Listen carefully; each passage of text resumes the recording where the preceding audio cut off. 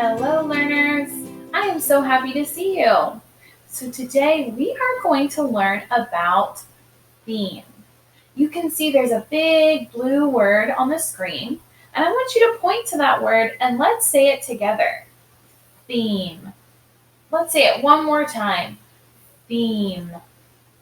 And we know that the theme of a story is what the story is all about. It's what the author is trying to teach us. So let's look at a book that we read last week. Oh, this is a good one. Last week we read How Full is Your Bucket? And the theme of this story is be kind to others. So I see those words right here on the screen, and I would love for you to point to it and read it with me. Be kind to others. Great job. So this story is all about being kind to others. There's another story we read last week that has a good theme. The Rainbow Fish. Oh, I love this book. If you love this book, you can show me the same or I agree symbol because it is such a good book. So in this story, the rainbow fish has his beautiful sparkly scales, and the other fish would love to have some of them. And he ends up sharing, doesn't he? So the theme of the rainbow fish is sharing with others. Those words are on the screen too. I would love for you to read it with me. Sharing with others. Good job. So let's look at another book that we read last week, and let's think about what the theme is. So this book, Violet's Music, she loved music even when she was a baby, but she couldn't find anyone to play music with her, could she? Let me think about this story. Did she give up in this story? I'll give you a second to think. If you said no, she didn't, you are right, my friend. She did not give up. She searched and searched for someone to play music with her until she found some friends that would play music. So the theme of Violet's Music is never give up. Say it with me. Never give up.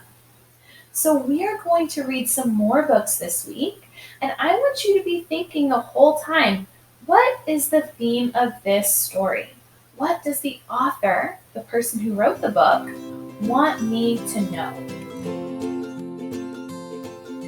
Let's read this book together. Okay, so we're going to read this story together, and we're going to think about the theme while we read. I'm so excited for this book because it's got one of our favorite characters, Mr. Pete the Cat.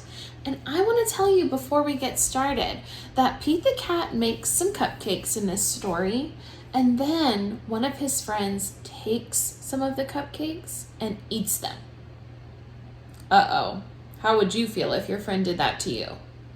But I want us to think while we're reading, is Pete the Cat going to stay angry with his friend, or is he going to be forgiving and forgive his friend? So let's keep that in our brains while we read. Let's get started. Pete the Cat and the Missing Cupcakes by Kimberly and James Dean. Pete the Cat and the Missing Cupcakes. Pete and Gus were as busy as could be. They were getting ready for the cupcake party. It started at 3. They were making cupcakes for everyone. Pete and Gus counted them just for fun. Can you help me count the cupcakes? 1, 2, 3, 4, 5, 6, 7, 8, 9, 10. They had 10 when they were done. Oh no, hang on! Some of the cupcakes were gone. They were sure there had been 10. Pete said, maybe we need to count again. They counted the cupcakes, lined up straight. Now there were only 8. It looked like someone had taken 2. but who? Pete and Gus did not know what to do. Just then they found a clue. Gus said, "Look what I have found. Sprinkles on the ground. I bet it was Squirrel. She loves sprinkles." Squirrel said, "It wasn't me. It couldn't be. I've been at the spelling bee." Uh-oh, more cupcakes are missing. Come and see. Uh-oh. This was too weird. 2 more cupcakes had disappeared. Now there were only 6. Someone must be playing tricks, but who? Pete and Gus did not know what to do.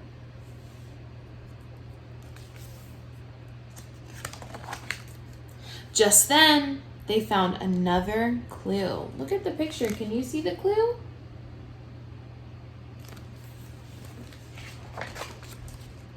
Pete said, "I bet it was Alligator. He loves to eat." Alligator said, "It wasn't me. It couldn't be. I've been learning my ABCs." Uh-oh, more cupcakes are missing. Come and see. Now there were only 4. Someone had taken 2 more. But who?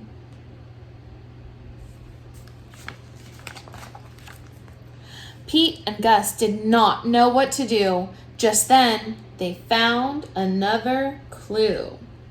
"I bet it was Turtle," said Pete. "I know Turtle loves sweets."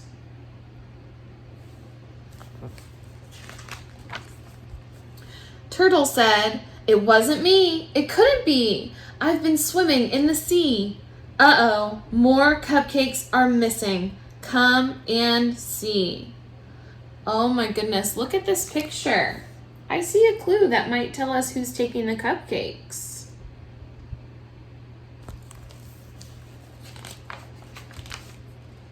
What on earth was going on? All the cupcakes were now gone. Pete and Gus did not know what to do.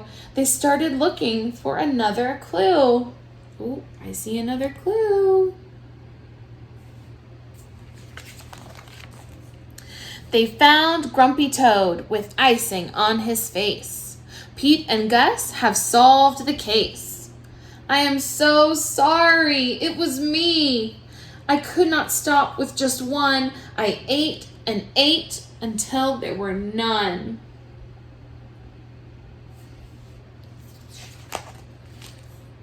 Everyone agreed Grumpy Toad would have to miss the fun. He could not come after what he had done. Then Pete said, "But wait, Grumpy Toad made a mistake. This is true. Let's give him a second chance. That's what friends do." Let's pause for a quick second. I think that we can figure out what our theme is just from what we just read. Pete the cat said, "Let's give him a second chance. That's what friends do." So let's finish our story.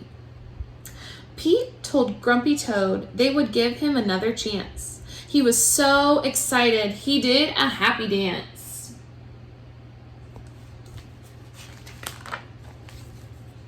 The night of the party was so much fun. Grumpy Toad brought more than enough cupcakes for everyone.